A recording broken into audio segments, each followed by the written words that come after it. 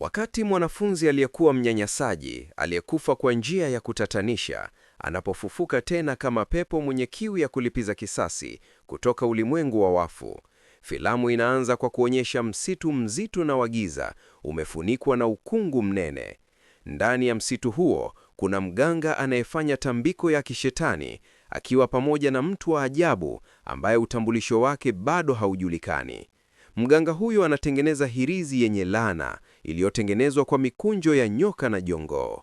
Kutokana na viumbe hao wawili, alama inaibuka ambayo inaashiria nishati ya uovu iliyopandikizwa ndani ya hirizi hiyo. Mganga kisha anasema, "Je, unataka kumfufua mtu ambaye tayari amekufa?" Hadithi kisha inarudi nyuma hadi wiki moja iliyopita. Katika shule ya sekondari ya wasichana, mashindano ya mpira wa vavu baina ya shule yanafanyika. Wachezaji ni wanafunzi waliochaguliwa wenye vipaji vya hali ya juu. Mechi ni kali, kila timu ikipambana kufuatilia pointi kwa karibu. Moja ya shule hizo inaongozwa na Busaba kama nahodha wa timu, na hatimaye mechi inashindwa na Busaba na timu yake. Busaba anaonyeshwa kama nahodha mkali na mwenye nguvu uwanjani, na zaidi ya hapo, yeye ndiye mwanafunzi wa kike anayehofiwa zaidi shuleni. Nje ya mpira wa vavu, katika maisha yake ya kila siku shuleni, Busaba mara nyingi hutafuta waathirika wa kuwanyanyasa, hasa kuwanyang'anya pesa wanafunzi wengine wa kike. Hajali wao ni nani au familia zao ni tajiri kiasi gani, Busaba humtesa yeyote anayemtaka. Siku moja, mwalimu anawasili darasani akiwa na mwanafunzi mpya aliyehamia kutoka shule nyingine. Jina lake ni Jindara. Bahati, kuna mwanafunzi darasani ambaye tayari anamfahamu Jindara, mwanamke anayeitwa Hong. Inafichuliwa haraka kuwa Jindara pia alikuwa nahodha wa timu ya mpira wa vavu katika shule aliyotoka, jambo linalomfanya Busaba aanze kuwa na wasiwasi, akihofia kuwa nafasi yake kama nahodha inaweza kutishiwa. Jindara anaketi pamoja na msichana mtulivu anayeitwa Orasa, ambaye mara nyingi huwa shababa ya unyanyasaji wa Busaba. Mbali na Orasa, Hong pia yupo, kwani amekuwa rafiki wa Jindara tangu shule ya msingi ya juu. Kwenye kantini, Busaba anasababisha fujo tena kwa kutupa mifupa ya kuku mezani kwao. Anasema kuwa alikanyaga kinyesi cha paka mapema, na bila kuambiwa chochote, Hong anaelewa mara moja na kuanza kusafisha viatu vya Busaba. Licha ya unyanyasaji wa mara kwa mara wa Busaba, walimu wanaonekana kupuuza tabia yake kwa sababu yeye ndiye mwanafunzi pekee mwenye mafanikio makubwa anayeliletea shule heshima kupitia mashindano ya mpira wa vavu. Hii ndiyo sababu kuu Busaba hafukuzwi shuleni, licha ya kuwanyanyasa wanafunzi mara nyingi. Wakati wa mazoezi ya mpira wa vavu uwanjani, Busaba tena anatafuta fujo kana kwamba ni wajibu wake. Safari hii, shabaha yake ni Yaa. Kwa sababu Yaa bado hajahamisha pesa alizodaiwa na Busaba, anaadhibiwa kwa kulazimishwa kustahimili mipigo mikali ya Busaba. Ingawa Yaa anatoka katika familia tajiri sana, hilo halimaanishi chochote kwa Busaba, ambaye badala yake analitumia hilo kumdhulumu zaidi.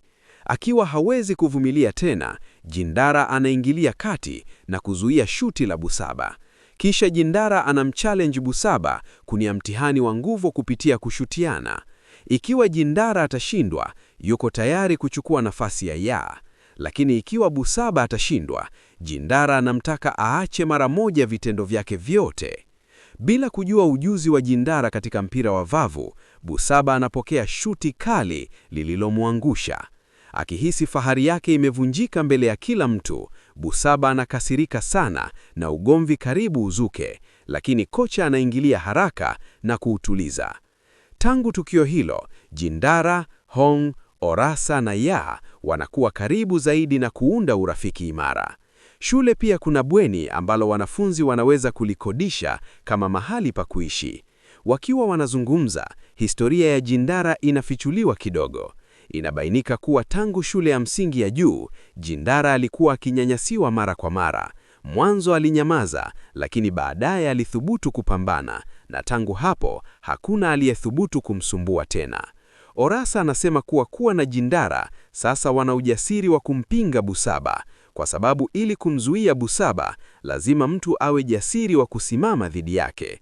Hata hivyo, Wakati huo Jindara anabaki kimya na hajibu chochote. Badala yake anauliza kuhusu historia ya Busaba, jiuliza yeye ni nani hasa. Kisha anaeleza kuwa Busaba hakuwa hivyo siku zote. Baada ya kuchukua likizo ya mwaka mmoja na kurejea shule, tabia yake ilibadilika kabisa. Kuna tegemezi kuwa wakati wa likizo hiyo, Busaba alipata ujauzito na akautoa. Uongozi wa shule unajua kuhusu hilo, lakini kwa sababu Busaba ni mwerevu na mwenye mafanikio makubwa, shule iliamua kumhifadhi. Tukio linahamia kwa Jindara, akiwa kwenye sinki akiosha doa kwenye sketi yake. Bila yeye kujua, mwanafunzi wa kike anamsubiri nyuma yake. Jindara ni mzuri na ngozi laini, akiwavutia wabula na wanaomwona. Wakati huo chechema ya uvutio inaibuka kati yao. Jindani anaitwa Gan. Bahati mbaya, Gan tayari ana mpenzi, na mpenzi wake ni Busaba. Katika tukio lingine, Busaba anamwomba Jindara wazungumze faragha. Anasema kuwa baada ya tukio la uwanjani, alipata adhabu kutoka kwa mwalimu wa michezo, na ikiwa atasababisha matatizo tena, nafasi yake ya kupata mapendekezo ya kujiunga na chuo itafutwa. Kwa sababu hiyo, anataka kufanya amani na Jindara na kuomba kusiwe na migogoro tena kati yao. Jindara anakubali kwa furaha hiyo nia ya amani. Hadithi inaendelea huku Jindara na Gan wakianza kuwasiliana kupitia mitandao ya kijamii. Haiwezi kupingika kuwa Jindara anaanza kuvutiwa na Gan, na kwa ujanja hata anampelekea picha yenye uvutio wa kimahoba kidogo ili kumteka. Hatimaye Gan anamwomba Jindara wakutane. Fursa yake ya kushinda mapenzi ya Gan inaonekana inafunguka zaidi Jindara anapoona Busaba akiondoka pamoja na kocha wa mpira wa vavu wa kiume. Siku iliyofuata, Busaba anamkaribia Jindara tena, safari hii akimwomba msaada wa kumsindikiza kwenda kwa mwanafunzi anayehitaji masomo ya ziada ya faragha. Jindara bila shaka lolote anakubali kwenda naye. Hata hivyo, wanapofika, Jindara anatambua kuwa ameletwa mahali palijaa wanaume hatari. Bila huruma, Busaba anamuuza Jindara kwao, ikiwa kumlazimisha Jindara kupigana kwa nguvu zote. Kwa bahati nzuri, Jindara anaweza kutoroka. Akihisi kuwa hili limevuka mipaka yote, Jindara anakasirika na kumkabili Busaba, lakini kwa sababu hakuna ushahidi, hawezi kufanya chochote. Zaidi ya hapo, hasira ya Jindara inarekodiwa na wanafunzi wengine, hali inayomlazimisha ajizuie. Ili kulipiza maumi na aibu aliyosababishiwa na Busaba, Jindara anapanga mpango mwingine, kumnyang'anya Busaba Gan. Jindara na Gan wanapanga kukutana, lakini kabla hawajafanya hivyo, Busaba anaanza kuhisi kuwa Gan ana mwanamke mwingine maishani mwake. Ugomvi mkali unatokea kati yao. Gan ambaye tayari amechoka na Busaba, hatimaye anasema ukweli na kukiri kuwa kuna mwanamke mwingine anayemvutia. Gan anaondoka akimwacha Busaba peke yake, lakini anasahau simu yake, na anaporejea kuichukua, Busaba ghafla anamchoma kisu Gan. Akiwa amepozofwa kabisa na hasira, Busaba Wakati mwanafunzi aliyekuwa mnyanyasaji, aliyekufa kwa njia ya kutatanisha, anapofufuka tena kama pepo mwenye kiu ya kulipiza kisasi kutoka ulimwengu wa wafu.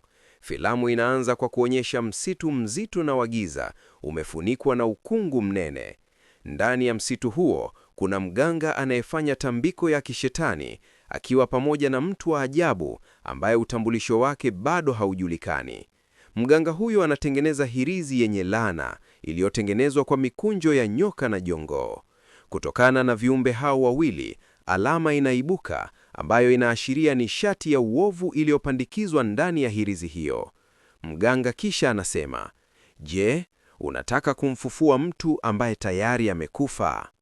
Hadithi kisha inarudi nyuma hadi wiki moja iliyopita. Katika shule ya sekondari ya wasichana, mashindano ya mpira wa vavu baina ya shule yanafanyika. Wachezaji ni wanafunzi waliochaguliwa wenye vipaji vya hali ya juu. Mechi ni kali, kila timu ikipambana kufuatilia pointi kwa karibu. Moja ya shule hizo inaongozwa na Busaba kama nahodha wa timu, na hatimaye mechi inashindwa na Busaba na timu yake. Busaba anaonyeshwa kama nahodha mkali na mwenye nguvu uwanjani, na zaidi ya hapo, yeye ndiye mwanafunzi wa kike anayehofiwa zaidi shuleni. Nje ya mpira wa vavu, katika maisha yake ya kila siku shuleni, Busaba mara nyingi hutafuta waathirika wa kuwanyanyasa, hasa kuwanyang'anya pesa wanafunzi wengine wa kike. Hajali wao ni nani au familia zao ni tajiri kiasi gani. Busaba humtesa yeyote anayemtaka. Siku moja, mwalimu anawasili darasani akiwa na mwanafunzi mpya aliyehamia kutoka shule nyingine. Jina lake ni Jindara. Bahati, kuna mwanafunzi darasani ambaye tayari anamfahamu Jindara, mwanamke anayeitwa Hong. Inafichuliwa haraka kuwa Jindara pia alikuwa nahodha wa timu ya mpira wa vavu katika shule aliyotoka, jambo linalomfanya Busaba aanze kuwa na wasiwasi, akihofia kuwa nafasi yake kama nahodha inaweza kutishiwa. Jindara anaketi pamoja na msichana mtulivu anayeitwa Orasa, ambaye mara nyingi huwa shababa ya unyanyasaji wa Busaba. Mbali na Orasa, Hong pia yupo, kwani amekuwa rafiki wa Jindara tangu shule ya msingi ya juu. Kwenye kantini, Busaba anasababisha fujo tena kwa kutupa mifupa ya kuku mezani kwao. Anasema kuwa alikanyaga kinyesi cha paka mapema, na bila kuambiwa chochote,